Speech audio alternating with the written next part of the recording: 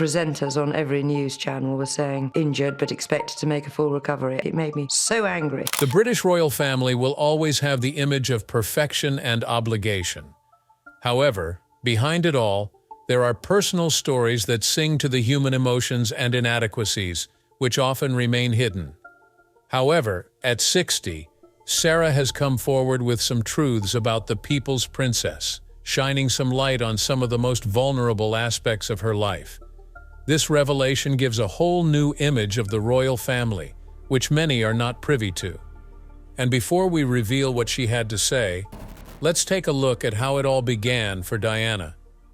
The Spencer family, from which Diana, Princess of Wales, and her sister Sarah came from, is well connected with an aristocratic lineage steeped in historical importance.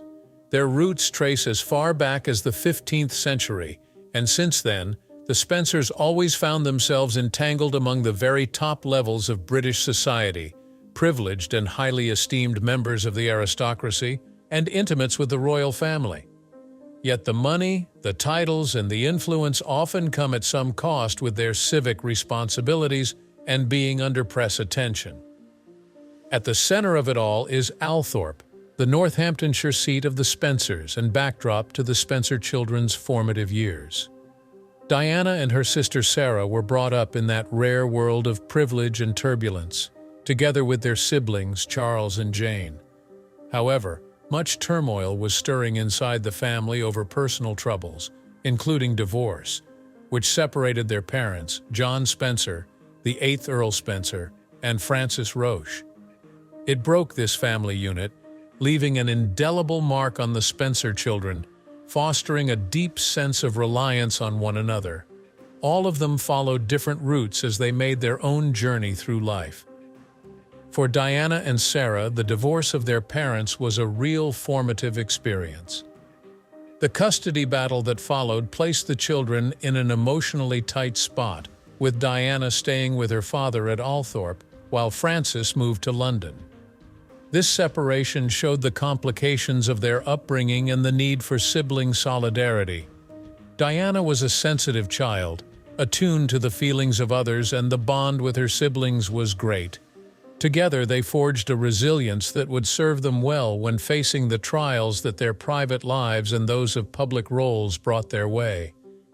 Despite their aristocratic origins, the Spencers did much to counterbalance their high profile with a yearning for normalcy. Diana attended ordinary schools and was a nanny and kindergarten teacher before her engagement to Prince Charles launched her into the spotlight of the entire world. The tension between her own ambitions and what was expected by society also applied in Sarah's case.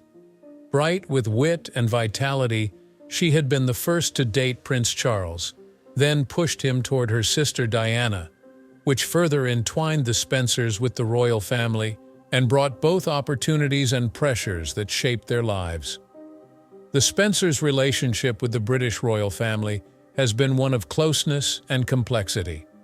Long before Diana married Prince Charles, the Spencers had already made their mark with leading roles in royal circles. Diana's grandmother, Ruth, Lady Fermoy, had been a confidant of the Queen Mother, and relations with the crown carried pride and responsibility in almost equal measure. The scrutiny and expectations ramped up with Diana's marriage, launching the Spencers right into the center of the monarchy. As the Princess of Wales and later as an icon in her own right, she brought to her family a world of publicity often in conflict with quiet aspiration, forcing Sarah and Charles to balance their sister's fame with their own lives. In fact, the role of supporter and confidant fell to Sarah, as Charles believed himself duty-bound towards his family's legacy. Althorp was, at all times, a symbol of the family's heritage and a place of refuge for them against the storm of public life. Of course, the bond was tighter and more concrete among the Spencer siblings after the sudden demise of Diana in 1997. The family became all the more distraught, while at the same time consolidative in supporting one another through keeping Diana's memory alive. Charles took the duty of remembering Diana very often, and saw to it that she was remembered for everything and the work that she undertook. Also, equally important has been the role that Sarah and Jane have played in keeping Diana's memory alive, being there for her sons, Princes William and Harry, during their most emotionally traumatic times, and ensuring that their mother's humanitarian spirit would not be forgotten but lived on to inspire generations to come. The Spencer siblings grew up and demonstrated great resilience, considering the scrutinized life of the privileged existence with a royal family. Standing by each other through their personal trials and those placed upon the family in a very public way was a touchstone to strength. Together in joy, together in grief, the Spencers personified the bond of a family through adversity. The Spencers, amidst all the pitfalls of being aristocrats and near the British monarchy, have managed to retain their identity, branded by respect for tradition and the search for a meaningful life. Above all, Diana's memory would engrave itself on this family, and therefore shape their story and attitude toward public service and personal fulfillment. As guardians of her memory, they passed on the torch of sisterly heritage that still resonates within the fibers of greater British history. While struggling for normalcy and striking a balance between tradition and modernity, the Spencers have stitched together the Spencer family in a fascinating manner through survival, influence, and witness to man's humanity. Their tale, so inextricably linked with that of the British royal family, thus reflects not only the problems of privilege, but also how family relations mold individual destinies and the legacy of an entire people. Sarah had also crossed paths with royal history when she was rumored to be romantically involved with Prince Charles. The rumor came in the late 1970s when pressure was mounting on the Prince of Wales to find an appropriate bride. Being one of the most eligible bachelors in Britain and next in line for the throne, Charles would be expected to marry a person who could personify both traditional values and the grace of a future queen.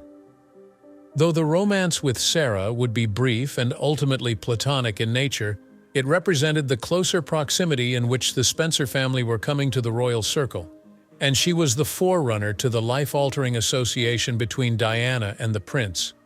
Sarah's romance with Prince Charles was short-lived, but it brought her out as confident and outgoing. In contrast to Diana, an introverted and shy young woman, Sarah was brazen and quick-witted. She reportedly shared a warm rapport with the prince during their time together, including social outings and vacations.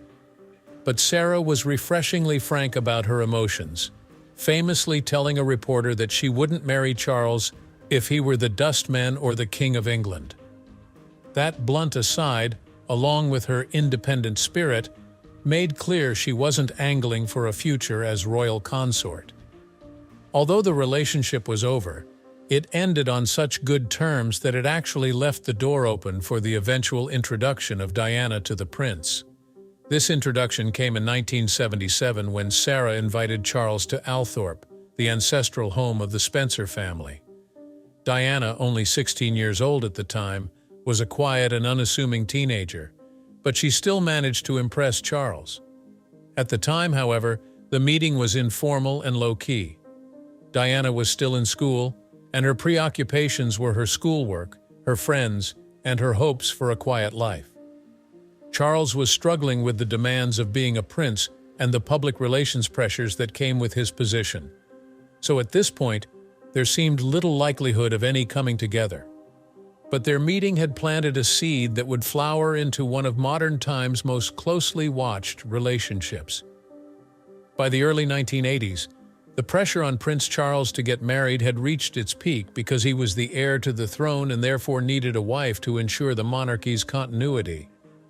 Royal protocol required that his bride be not only of aristocratic lineage, but also have an impeccable reputation and be able to adjust to the peculiar demands of a royal life. Close to his 30th birthday, the press, along with the public, had speculated ceaselessly on whom he might choose.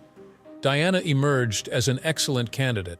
Her noble lineage, coupled with an appeal of her charm and innocence, met the monarchy's expectations for a fine match to the prince. After Diana and Charles were reacquainted, their relationship quickly developed. It was all a fairy tale of courtship for the outside world. But marrying Charles would be very different for Diana. At 19, she stepped into a world she could hardly have imagined, a world of absolute conformity with tradition and under the persistent scrutiny of the public eye and the media. The proposal came in February of 1981, and Diana was indeed surprised. She was both flattered and enamored with the idea of being a princess, and the rapid change in life barely gave her much time to consider her decisions seriously. The wedding on July 29, 1981, watched by an estimated 750 million people around the world, saw Diana, beaming in her ivory silk gown, become the Princess of Wales, and overnight her life changed. This was a position of great privilege, but also of ceaseless scrutiny and great expectations. As the newest addition to the family, Diana was called upon to maintain the image of the monarchy, work out her marriage, and deal with other challenges thrown her way. This transition was incredibly difficult to handle, with very little, if any, training and emotional preparation provided by the institution itself. While Sarah did not bear the full glare of publicity that was later accorded to Diana, she has remained independent from all the royal duties and carved her own niche since the breakup with Prince Charles. She continued supporting Diana in her role as Princess of Wales, but kept her distance, offering only emotional support and not getting tangled in the public drama. Her private life spoke volumes about her pragmatic approach to coping with the burdens that come naturally with royal fame.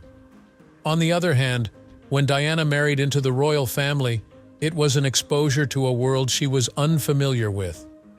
Diana was thrust into the very heart of international attention, while Sarah retained her place, conducting a life in comparative obscurity.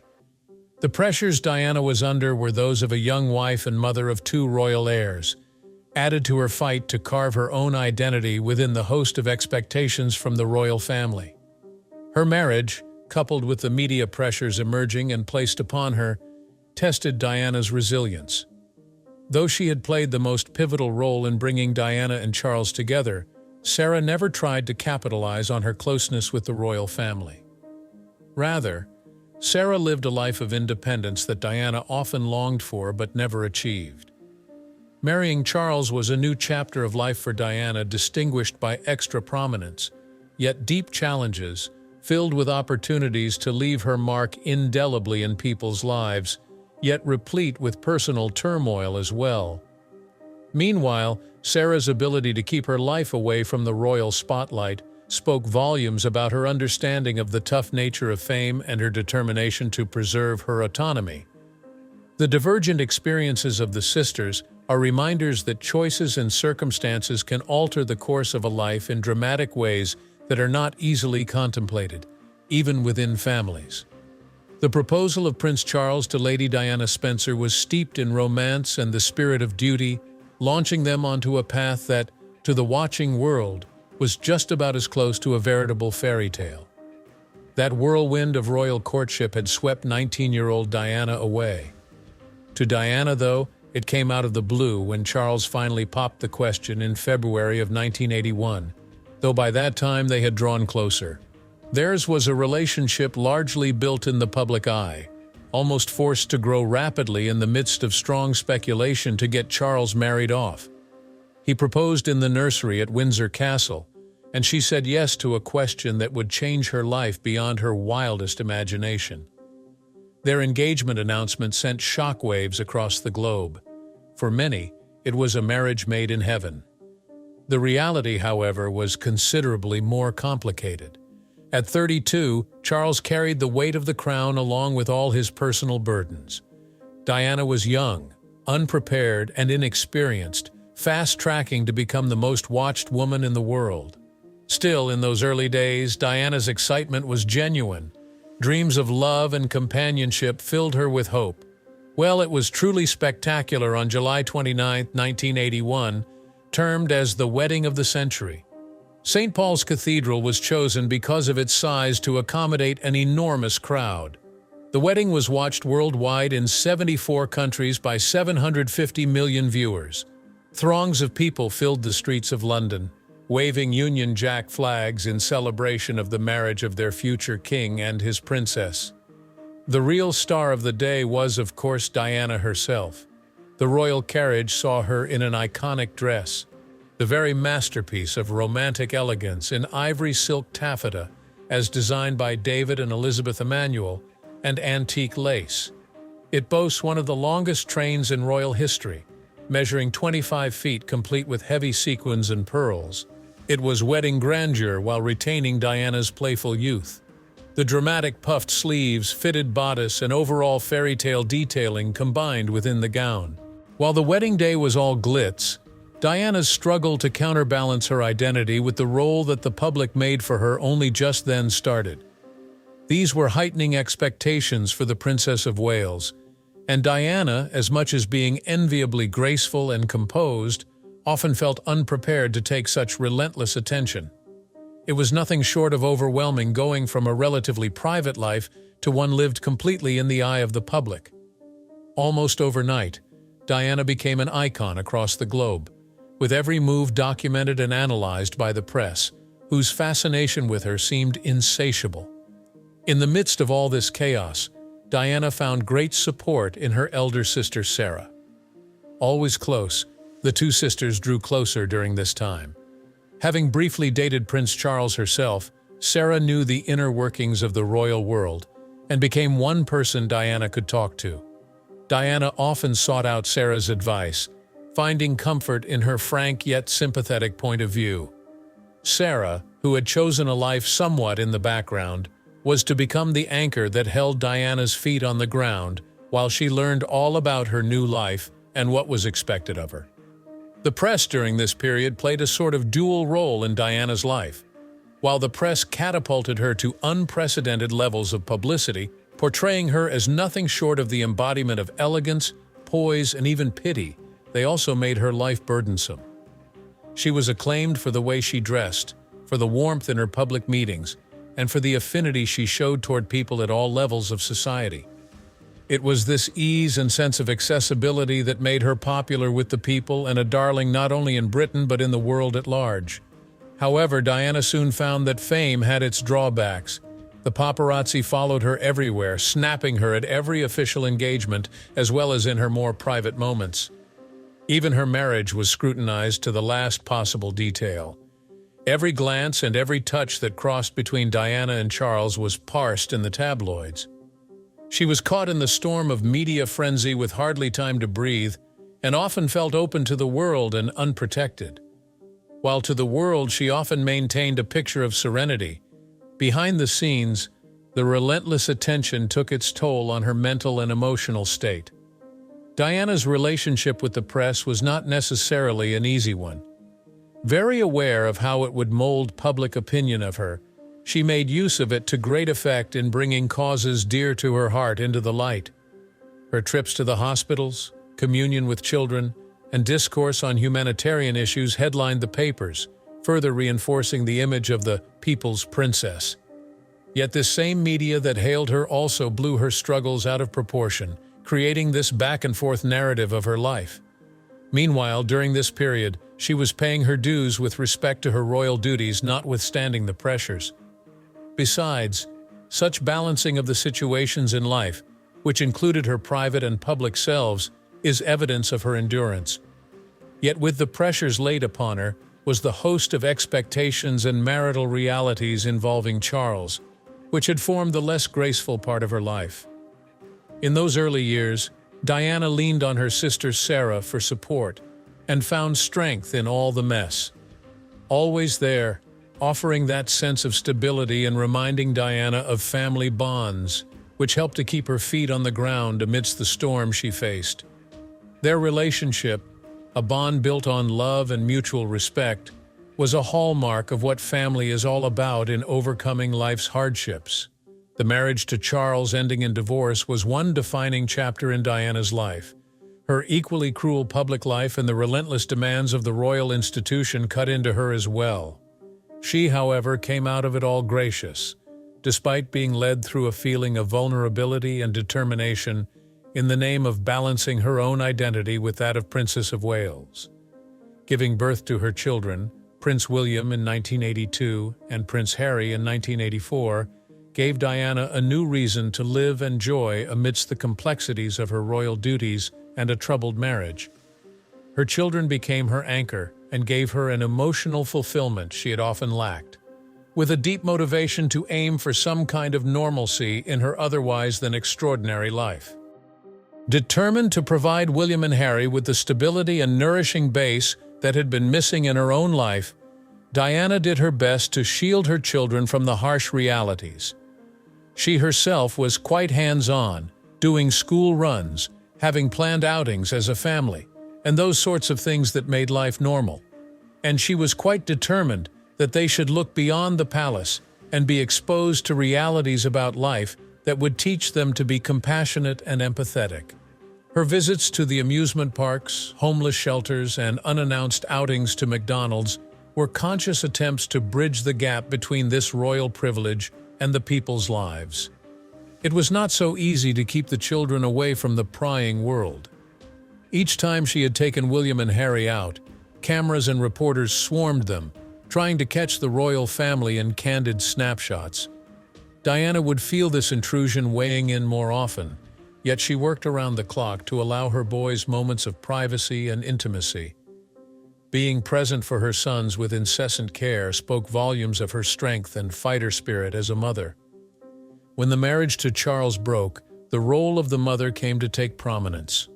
The marriage, an estranged one from the first few days, continued only to deteriorate as it continued to be chipped off by Charles's infidelity with Camilla Parker Bowles.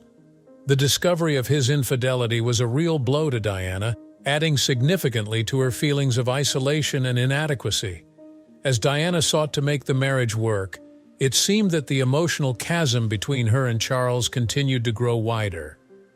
Publicly, they often were seen together, while tension and unhappiness lay hidden behind closed doors. It came to a head in 1992 when they separated and finally divorced in 1996. For Diana, this separation marked one of those defining periods where she had to work out her life outside the strictures of the royal system. Divorce freed her from the marital bond but did not liberate her from the problems that came along afterward. Diana had to be on cordial terms of co-parenting with Charles while searching for her identity and appeal in public life. Yet her main concern still remained offering William and Harry the necessary love and supportive atmosphere in light of changes in their family life. Among all this personal turmoil, the philanthropic work brought her relief. The cause of humanity became an essential drive for her to fulfill herself. She supported everything from AIDS awareness and leprosy to landmine clearance and homelessness. Diana pursued her charity work on a very personal level. Not only did she raise awareness, but on a human-to-human level, she really connected with those she tried to help. The sense of empathy and contact with every part of humanity were traits that set her apart and commanded respect and admiration the world over. Of all her work, her dealings with AIDS patients had to be the most groundbreaking of them all, as that particular era was full of unnecessary paranoia and misinformation regarding the virus. She made a decision to shake hands with an AIDS patient without gloves, to break the stigma and foster understanding. Just as her effort to raise awareness of landmines, which is a rather globally neglected issue, finally caught attention from across the globe. Her walk across the minefield of Angola, with utter disregard for whether there was a mine underneath, brought into relief her courage and devotion to service, engraving her name as a humanitarian. These were not only public causes, but also part of Diana's personal journey. These causes gave her an identity other than the royal appellation through the process of identification. Thus, her work allowed her to channel her struggles into meaningful action, a way to connect and change the world. These causes for Diana represented a path to heal and empower, and thus helped her get her voice and agency back. During this entire period, the relationship between William and Harry remained central in Diana's life. She continued to make them first, and to ensure they felt loved and wanted despite all that was going wrong with the family. Diana, as a mother, was warm and open and left this impression on her sons. She acknowledged their feelings and went with them through all types of experiences that expose a person to different dimensions and ways of livelihood. Her imprint is evidenced by her children's commitment to dates and charity events that were close to her when she was alive. Diana's ability to strike a balance between motherhood, her personal battles, and humanitarian concerns said more about her as a person and as a firm and determined character. Coming from the shadow of a problematic marriage, she came out strong and full of life, wanting to use that platform of hers to make positive change. Notwithstanding all that she had to put up with, Diana's love for her children and commitment to helping others basically defined her life and left a living legacy. It was a journey of profound highs and lows, marked by love, loss, and an unrelenting pursuit of meaning. It is through her children, her charitable work, and her abiding connection with people everywhere that she found purpose and fulfillment, which outweighed the difficulties she faced. Diana's legacy as a devoted mother and humanitarian continues to inspire, a testament to her strength and spirit in the face of adversity. After her divorce from Prince Charles, Diana, Princess of Wales, began to live a new phase of life. In the midst of all that, she was romantically linked with Dodi Fayed, the son of Egyptian billionaire Mohammed Al-Fayed. The couple's relationship riveted the media during the summer of 1997, in which tabloids mentioned their bond was getting serious. Diana and Dodi were photographed a great deal together. Their apparent affection drew both interest and criticism from the public and the press. This whirlwind romance tragically culminated on the night of August 31st, 1997, in Paris. Having spent the evening at the Ritz Hotel, Diana and Dodi exited the venue in a limousine in hopes of outrunning the ever-relentless paparazzi. They were in a car that was driven by Henry Paul, deputy head of security at the Ritz. The car crashed in the tunnel known as Pont de l'Alma. Dodi and Henri Paul died on the spot. Diana, grievously injured, was taken to the hospital but eventually died. This was in total shock to the entire world, as millions fell into mourning. Diana's tragic death, coupled with the nature of those circumstances, brought to light the tremendous pressures placed upon her by the media during her life. Since Diana's death, her sister Sarah Spencer, then known as Lady Sarah McCorquodale, has always been committed to keeping her memory alive. While she had always been a rock that Diana leaned on after Diana's death, all her energy was channeled into protecting her sister's memory and taking care of William and Harry. She knew how much the young princes were going to miss their mother, so she made sure that they did not lack love and were kept in a stable environment. She worked hand in hand with the rest of the Spencer family to provide a safe and nurturing environment during such a turning point in the boys' lives. Sarah also played a very important role in maintaining Diana's charitable legacy, as she became involved with various initiatives that really conformed to her sister's philanthropic spirit, and therefore kept her sister's humanitarian contributions alive. Such efforts involved protecting Diana's image and reputation, often stepping in cases of inaccuracies from the media, as there was dignity in memory above all. As William and Harry grew older, Sarah continued to keep a close relationship with the brothers, as each of them had to adapt to different aspects of life within the royal family, taking different directions. This was for the children a reminder of the endless love from their mother. More important than that, she knew when to step back and allow them to fulfill their roles as working royals. Diana's death brought to a close an extraordinary life, but her legacy continued with her children and the unabated efforts of those close to her. The bond of love between Sarah and her sister was strong, and for years since Diana's demise, Sarah has been a key player in keeping alive her memory and ideals of the woman the world called People's Princess. That will be all for this video, and we will see you in the next one.